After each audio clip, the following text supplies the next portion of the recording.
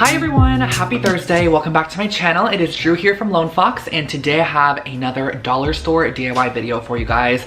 I asked over on my Instagram stories if you guys wanted to see another dollar store video this week, and I had not been to the dollar store in such a long time, so I was like, I'm gonna stop in, see if I can find anything fun to DIY, and that is exactly what I am doing for you guys today. I'm actually extremely excited about how these projects turned out, and I actually ended up going to both the 99-cent store and the Dollar Tree just because they're both pretty close to each other in Los Angeles, so I was like, I'm gonna head to both, stop in and see if I could find anything fun for this DIY video. And these projects turned out so incredible, and honestly the price points of these items, I'm gonna put the total price at the end so you guys can see how much each item actually cost in the end. They are literally crazy, and if you are not already, make sure to subscribe to my channel because I post brand new home decor and DIY content every single week here on Lone Fox, and you can be part of the Lone Fox family by clicking that subscribe button and turning on the little bell icon next to the subscribe button. Lastly, do not forget to follow me over on Instagram for more behind the scenes type of stuff, which is Lone Fox Home. I'll put it right here. But let's get started with these dollar store DIYs.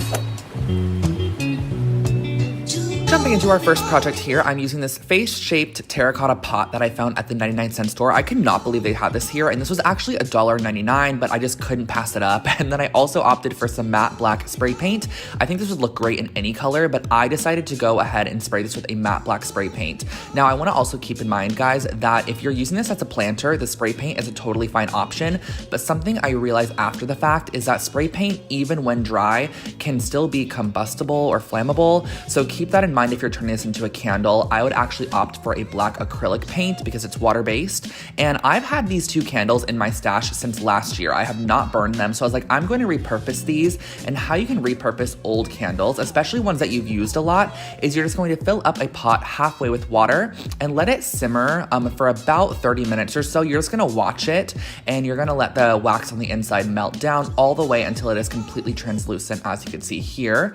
I'm gonna turn down the heat a little bit and just let that sit. Once your face pot has fully dried, what we're gonna do is actually put a wick in the inside, and I actually repurposed this from one of the candles. After it was fully melted down, I just pulled the wick right out, washed it, and glued it down to the center of our face pot. So this is how it looks, and then you're gonna wanna carefully pour the hot wax on the inside. Now you can actually let this cool down for a little bit before it'll start solidifying again, and that's what I did, but make sure to use a hot pad or something so you do not burn yourself, or have your parents help or something like that. So I poured this onto the inside almost all the way to the top, and you're just gonna let this dry for about an hour to two until it solidifies completely. And the total cost of the candle project was about $13 with the candles, but keep in mind, guys, if you want to use it as a planter, it would only cost you about $3.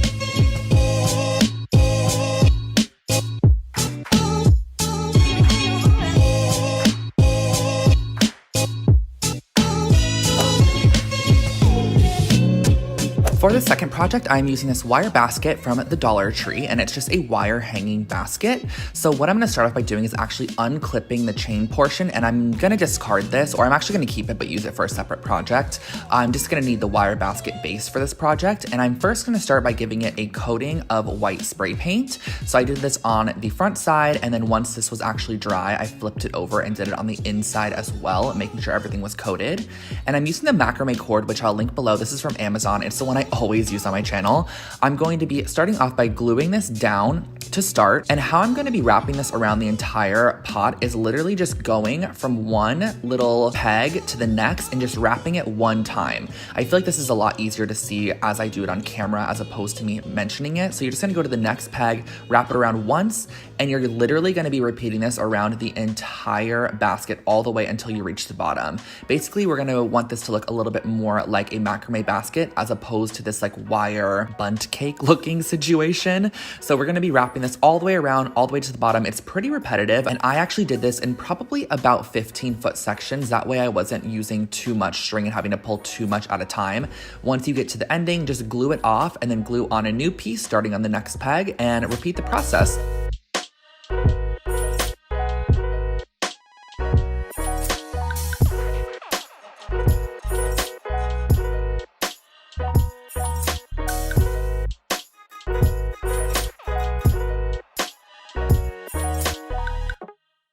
Once you reach the bottom, you can just tie it off and then cut off the excess, and this is what we have so far. But I also wanted to cover the entire top ring as well, just to give it a very finished look, because I didn't even like the look of the metal on the top. So I went around and wrapped the macrame cord around the entire top section until you reach the full perimeter of the basket.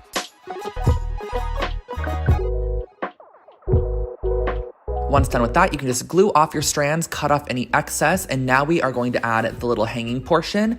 And I actually opted to use the macrame cord as well for this, just because I thought it would tie in with the vibe of this a little bit more than that chain would. But you could use a chain if you wanted to. I just opted for the cording that kind of coordinated with our basket. So just fold some 6-foot sections in half, loop them through, and pull them tight, and that will actually finish off your hanging basket. Go ahead and tie off all your strands at the top, creating a loop to hang this up, and then you can actually hang it up and you are good to go. This is a macrame planter that literally only cost us $6 to create, which is such a great price.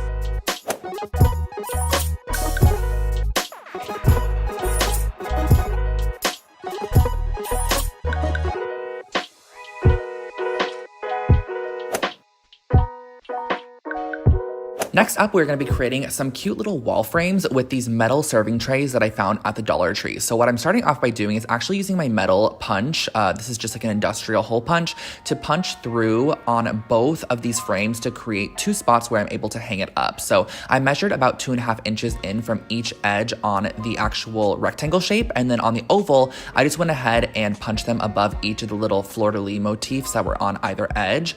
And once those were punched, I brought it outside and used some matte farmhouse black spray paint. This is a black spray paint I used throughout the entire video, and I gave it 2 good coatings of this spray paint, but keep in mind that you can totally customize these to match your decor. I think it would look super great in like a brass or even a white or even a color as well.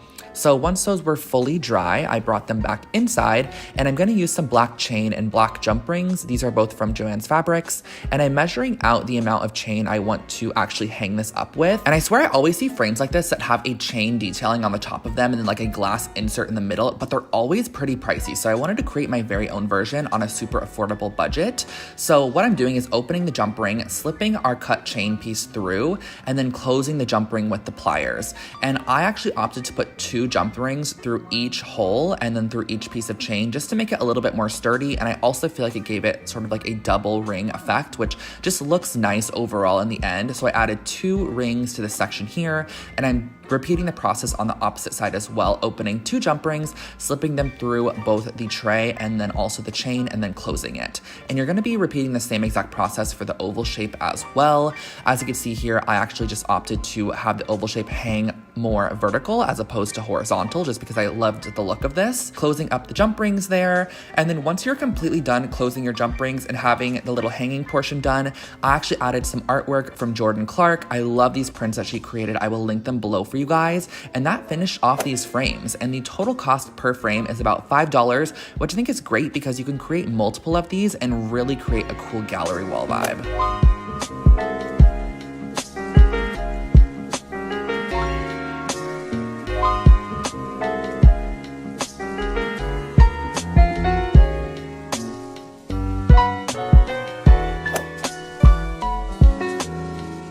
Here is our largest scale project and probably one of my favorites. I started off by using 3 of these garden fences from the 99-cent store. They were actually $2.49 each, but I used 3 of them. And I also grabbed this mirror from my stash. I already had this, but it's an 8x8 mirror from Joann's Fabrics.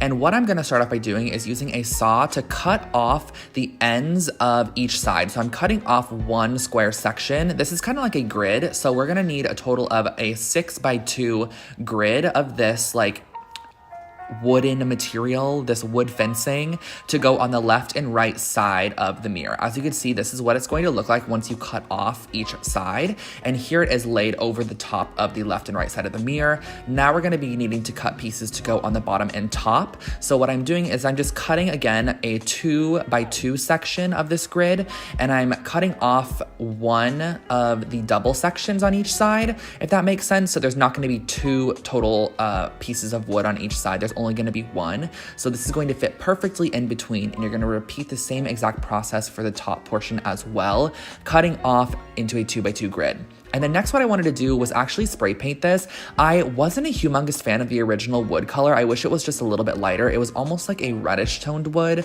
So what I did was I gave it a coating of white spray paint just to make this fit a little bit more in with my aesthetic of my room, because I actually want to keep this. It's kind of more of an art piece, honestly, as opposed to a usable mirror since it is pretty small. But I did give it a total of 2 full coats of a white flat spray paint.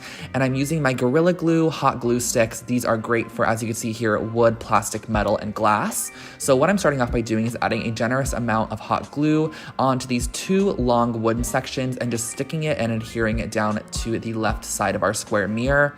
I did it on the opposite side as well. And then as you can see here, the panels just fit perfectly on the top and bottom. So you're just gonna glue those panels on the top section and they kind of just match up.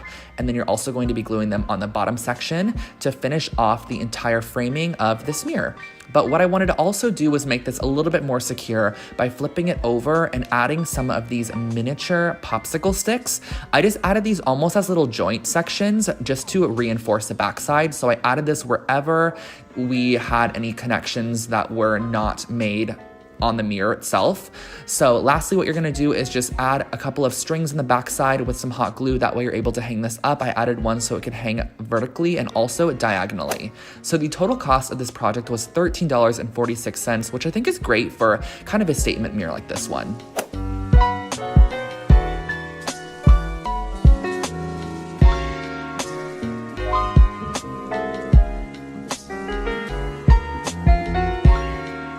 Okay, so those are our projects today. I hope that you guys enjoyed those. I honestly think that my favorite one was that little candle that I created. I think it is so stinking cute. But just remember to use acrylic paint just to be safe as opposed to the spray paint that I used, which I found out later on. I'm actually gonna head back and buy another one of those and make it because I actually have it right here. Honestly, like this looks like it would cost $79. Like I'm just confused how it literally cost us a couple of dollars. Definitely give this video a thumbs up if you did enjoy, and also leave a comment below letting me know which project was your favorite. And if you happen to recreate any of them, definitely tag me over on Instagram at LoneFoxHome and use the hashtag LoneFoxFamily where I can find all your guys' DIY projects and recreations, because sometimes I repost them. I put them on my stories all the time. Without further ado, I'm actually gonna go head off to the gym right now and really work on my fitness. He's my witness, you know the vibes. Anyways, thank you guys so much for watching. Have an amazing day.